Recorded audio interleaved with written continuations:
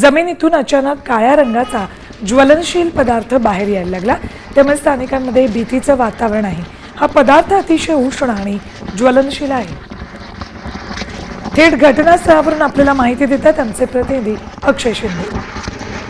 शहरालगत असलेल्या राजपूतवाडी शिवारामध्ये सामनगाव रस्त्यावरील एका विद्युत पोलच्या बाजूला ज्वलनशील पदार्थ बाहेर निघल्याचा प्रकार जो आहे तो समोर आलेला आहे.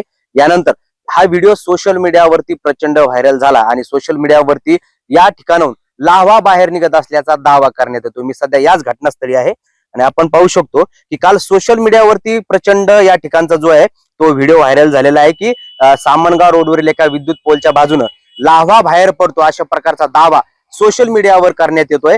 दरम्यान काल आर्म आणि आरसी जे पोलच्या संपर्कात आल्यानं त्याला विजेचा धक्का बसला आणि जवळच्या खडकाळ जमिनीमुळे आणि पोल मधून विजेची आर्थिंग झाल्यामुळे जमिनीतून ज्वलनशील पदार्थ बाहेर वाहत असल्याचा दावा प्रशासनाने केलेला आहे. तशी माहिती प्रशासनाने जी आहे ती दिलेली आपल्याला पाहायला मिळते. मात्र आपण जर पाहिलं तर काल याच पोलचा जो व्हिडिओ आहे तो सोशल मीडियावरती प्रचंड व्हायरल झाला आणि त्यानंतर आज देखील नागरिक जे आहेत हे बघण्यासाठी या ठिकाणी गर्दी करतायत.